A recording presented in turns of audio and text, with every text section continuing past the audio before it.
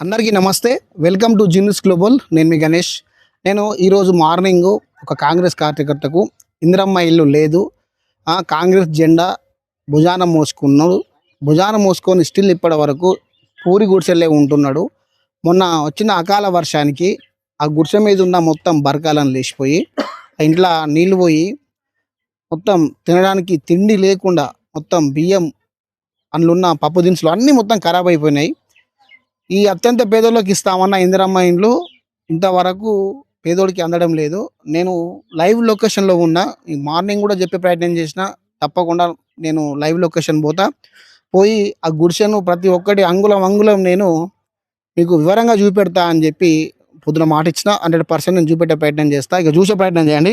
ఒకసారి లోపలికి రా ఒకసారి. చూడండి వీళ్ళ ఇల్లు పరిస్థితి చూడండి ఎట్లుందో. ఇగో ఇదే బంగ్లా.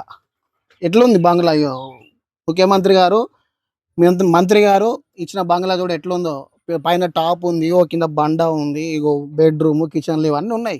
చూడండి ఇందిరమ్మ ఇల్లు ఇట్లా ఇస్తే ఎట్లుందో చూడండి.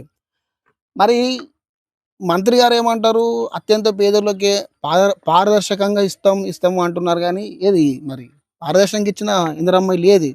పదినపల్లి గ్రామ పంచాయతీలో 5 ఇండ్లు వచ్చినాయట. మరి ఈ పేదోళ్ళకి ఎందుకు రాలేదు? వీళ్ళు కనబడలేదా, లేకపోతే ఇవ్వద్దని ఇట్లా ఆపిర్రా ఏంటి? మళ్ళీ ఈయన ఫస్ట్ నుంచి ఏమంటున్నాడు, నేను కాంగ్రెస్కు వీరాభిమానిని, మంత్రి గారికి ఇంకా పెద్ద అభిమానిని, కాంగ్రెస్ జెండాను మట్టి మోసుకుంటున్నాం, ఇదివరకు వేరే పార్టీ గురించి మాట్లాడింది కూడా లేదు అని చెప్పుకొస్తా ఉన్నాడు. మనతో ఉన్నాడు బాధితుడు. అన్న నీ పేరేం పేరు అన్న? నా పేరు మొగిలి రాజబాబు. ఎన్ని నెలల నుంచి నువ్వు కాంగ్రెస్ పార్టీ నుంచి ఉంటావు? ఓటాకు వచ్చిన కానీ కాంగ్రెస్ పార్టీ అదొక అనుసంధానం అయిపోయింది, అంతే వేరే అనేది ఉండదు. ఎన్నేళ్ళ ఇప్పుడు ఈ గుడిసెలు ఉండబట్టి? ఇక ఇప్పుడు పెళ్ళైన 10 సంవత్సరాలు ఎక్కువ అవుతుంది. ఇట్లా ఉంటానా, గుడిచెల్నే ఉంటానా. ఇప్పుడు మీ వజనపల్లి గ్రామ పంచాయతీలో ఎన్ని రమ్మీలు వచ్చినాయి? 5 ఇండ్లు వచ్చినాయి కానీ పేర్లు వచ్చినాయి 5గురి. వాళ్ళే పెట్టుకున్నారు కానీ ఇంక ఓపెన్ చేయాలి. అవి అలా మన పేరు ఫస్ట్ అత్తే కూడా తీసేసిండ్లు, వాళ్ళే పెట్టుకున్నారు. మొదటి లిస్టులో నీ పేరు వచ్చిందా? వచ్చింది, వస్తే దాన్ని తీసేసిండ్లు, వాళ్ళే పెట్టుకున్నారు. ఎందుకు తీసేసారు? కార్యదర్శిని కానీ కమిటీని కానీ సర్పంచ్ కానీ అడిగే ప్రయత్నం చేసినావా? ఇక నేను అడగలేదు. అప్పుడు నా చెయ్యి మిషన్ లో పడదాసినప్పుడు నా బాధలో నేనే ఉన్నా. బాధ ఉండి అడిగిన, వాళ్ళు తిరగటోళ్ళ లీడర్లా కొంచెం అడిగితే వచ్చేసారి చూద్దాం, వాళ్ళే పెట్టుకున్నారని వాళ్ళు మాట్లాడేళ్ళు. ఇప్పుడు ఈ వజనపల్లిలో రెండో విడత ఏమన్నా వచ్చే ప్రయత్నం చేసినా?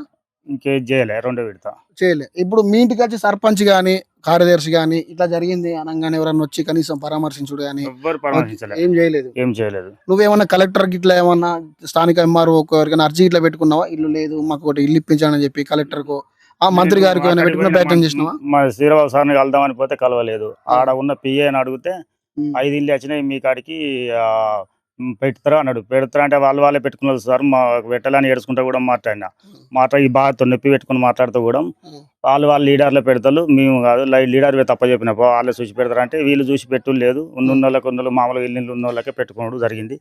మన పేరు మొత్తానికి లేకుండా చేయడం జరిగింది. ఇప్పుడు ఉన్నోళ్ళకంటే ఇక్కడ ఇందిరమ్మ ఇల్లు ఎవరెవరికి 5 రిలీజ్ అయినాయి అని చెప్పి అన్నారు కానీ రిలీజ్ అయినాయి కానీ ఇప్పుడు అలా అయినాయి, కొంతమందికి అయినాయి కానీ ఇంకా ఓపెన్ చేయలేదు. ఇంకా ఓన్లీ అందులో నీ పేరు ఇట్లా మెన్షన్ చేసారా?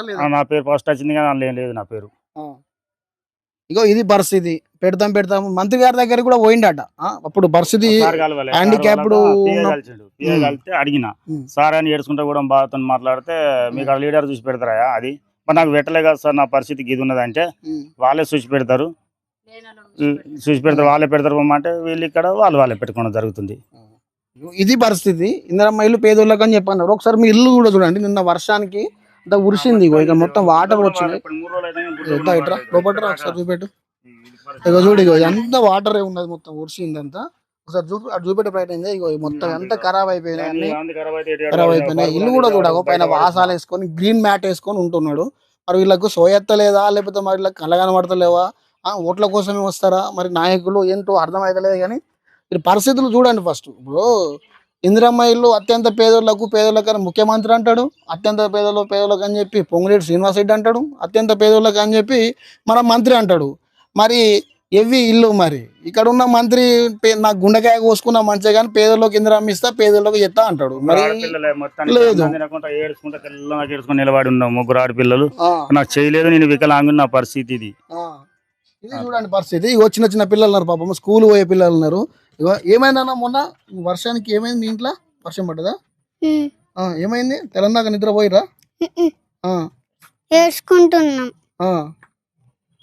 చెద్దర్లు పరదలు అన్నీ లేచినాయి మొత్తం ఇలా నాని అన్నం కూడా తినలేదు అన్నం నీళ్ళు పడ్డాయి చూసిన చిన్న పాప కూడా చెప్తా ఉంది అన్నంలో నీళ్లు పడ్డాయి ఇల్లు చక్కగా లేదు ఆ చిన్న పాప ఎలా చెప్తుంది ఏడ్చుకుంటే చెప్తుంది అయినా వీళ్ళకి మనసు గారు ఏందే ఇందిరా మిల్లు ఇస్తాం అని చెప్పి ఏడబోతున్నది కార్యదర్శి గారికి మరి కార్యదర్శి గారు మీకు కనబడలేదా ఈయన కనీసం గుంట భూమి కూడా లేదట చెప్తా ఉన్నాడు నేను మామూలుగా ఏదో 2 బళ్ళు చదువుకొని పాలు అమ్ముకొని బతా అంటున్నాడు కనీసం గుండు కూడా లేదు ఉండడానికి అది కూడా లేదు ఇక చూడు చెయ్యి కూడా ఒకటి క్రాస్ అయిపోయింది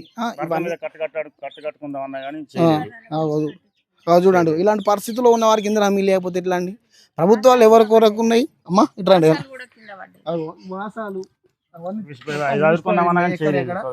ఇప్పుడు తెలంగాణలో ఋతుపవనాలు ఇంకో 5 రోజులు 10 రోజులు మళ్ళీ వస్తాయి భారీ వర్షాలు కూడా కొట్టే చూసినా కనబడతా ఉన్నది ఈ భారీ వర్షానికి మొత్తం ఎగిరిపోతే వీళ్ళ పరిస్థితి ఏంటి ఫస్ట్ ఓట్లు వేసుకున్నప్పుడే వీళ్ళు గుర్తొస్తారు కానీ ఓట్లు అయిపోయిన తర్వాత ప్రజలు గుర్తురారా మంత్రికి అత్యంత ఇంకా పారదర్శకంగా అని చెప్పినోడు మరి కాంగ్రెస్ ఈ కాంగ్రెస్ పార్టీలో ఉండి భుజాన పార్టీ ఎత్తుకొని ఓటేసి సార్ కోసం ప్రయత్నించిన క్యాండిడేట్కు ఇకే ఇందిరమ్మ ఇవ్వలేదు ఇల్లులు ఇవ్వలేదు ఇక మీరు సాధారణ ప్రజలకు ఇందిరమ్మ ఇల్లు ఎలా ఇస్తారు మీరు ఒకసారి ఆలోచించండి మంత్రి గారు ఇక్కడికి వెంటనే మీరు రావాలి లేదా మీ పిఏనో మీ అనుచరులను ఎవరో పిలిపించి వీళ్ళకు వెంటనే ఇందిరమ్మ ఇల్లు శాంక్షన్ చేయాలి ఎందుకంటే వచ్చేది వర్షాకాలం ఎండాకాలం కాదు ఎండాకాలం పని అయిపోయింది వర్షాకాలం ఇప్పుడు వర్షాకాలంలో మొత్తం వర్షాలు ఉంటాయి భారీ పిడుగులు పడుతూ ఉంటాయి గార్పు ద్వారా వస్తూ ఉంటాయి చిన్న చిన్న ఆడపిల్లలు ఉన్నారు ఇక్కడ చిన్న చిన్న ఆడపిల్లలు ఉన్నారు వీళ్ళు ఎట్లుంటారు ఇలా ఇప్పుడు ధనవాడలో మంచి పెద్ద మిద్దె అయితే కట్టుకున్నావు నువ్వైతే ఏసీ రూమ్లు ఉంటున్నావు ఓట్లు వేసిన పాపానికి వీళ్ళు ఉండద్దా ఇప్పుడు ఈ చిన్న చిన్న పాపలు వీళ్ళు ఎట్లా బతకాలా వీళ్ళు ఎట్లుంటారు వీళ్ళకి కూడా వద్దా మొత్తానికి నేనేం చెప్తున్నా అంటే మిమ్మల్ని విమర్శించడం కాదు వీళ్ళకు ఇందిరమ్మ ఇల్లు కమిటీని ఇక్కడికి ఎమర్జెన్సీగా పంపించి ఈ కార్యదర్శి ద్వారానో లేదా ఈ సర్పంచ్ ద్వారానో మీ పిఏ ద్వారానో మీకున్న ఏదైనా సిస్టమ్ ఎవరున్నా కానీ ఇమీడియట్గా ఇక్కడ పిలిపించి వీళ్ళకు ఇందిరమ్మ ఇల్లు ఏర్పాటు చేసే ప్రయత్నం చేయాలి ఇందిరమ్మ ఇల్లు పక్కా ఇవ్వాలి ఇది మా ఛానల్ ద్వారా కూడా డిమాండ్ చేస్తున్నాం ఈయనకు ఇప్పుడే కాదు ఇంకేమైనా అవసరం పడ్డా కూడా ఈ వర్షాకాలంలో ఇలాంటి ప్రాబ్లమ్స్ ఏమి వచ్చినా కూడా నేనే వచ్చి ఇక్కడ పక్కా నేనే వార్త పెడతా ఇందిరమ్మ ఇల్లు వచ్చేంత వరకు నేను వార్త పెడతా దీన్ని చూస్తూనే ఉండండి షేర్ చేయండి ముఖ్యంగా ముఖ్యమంత్రికి పోయేదాకా షేర్ చేయండి ఒక లైక్ చేసే ప్రయత్నం అయితే చేయండి